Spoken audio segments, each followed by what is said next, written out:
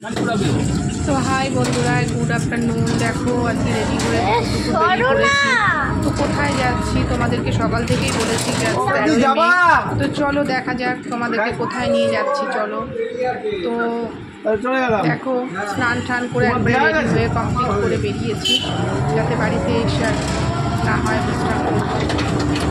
চলো অ্যাকচুয়ালি আজ যাচ্ছি ভোট দিতে, আজকে ভোট আছে। আর এখানে আমি ভোট এই প্রথম 3 বছর পর পর দিলাম রানাঘাটেই এবং একই সেন্টারে।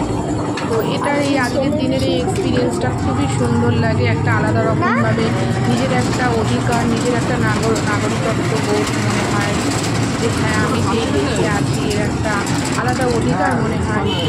তো বন্ধু সেই জন্য তো চলো, জানি না ভেতরে ক্যামেরা করতে দেবে কিনা, হয়তো দেবে না, তার জন্য তোমাদের সাথে ভেতরের কিছু শেয়ার করতে পারবো না। তো এখন ভিডিওটা এখন থেকে শুরু করেছি। তো চলো, এখন রাস্তায় রাস্তায় ক্যাম্প হয়েছে, মানুষকে সাহায্য করার জন্যই ক্যাম্পগুলো হয়েছে। মানুষ যদি বুঝতে না পারে, মানুষ যদি স্লিপ না আনে, তো তাদেরকে বোঝানোর জন্য, তাদেরকে সাহায্য করার জন্য রাস্তায় রাস্তায় ক্যাম্প বসেছে। তো চলো বন্ধুরা, সেন্টারের সামনাসামনি চলে এসছে, কাছাকাছি। তো চলো, আমার তো খুব এক্সাইটমেন্ট লাগছে, খুবই ভালো লাগছে যেই নিয়ে 3 বছর মানে দিচ্ছি। তো খুবই ভালো লাগে, তার জন্য অপেক্ষা করি। আর এমনই একটা ব্যাপার যে আমি 3 বছরই রানাঘাটেই দিয়েছি, রানাঘাটেই একই সেন্টারে এবং রানাঘাটে এসেই আমার ভোট হয়েছে। তো চলো কাছাকাছি চলে এসেছি। দেখো আমাদের চেয়ারম্যান স্যার বসে রয়েছে, উনি খুবই ভালো মানুষ, সত্যি কথা। আমাদের এখানে দেখো আমি হেঁটে যাচ্ছি সেন্টারের দিকে, বাট ক্যামেরা হয়তো অ্যালাউ করবে না।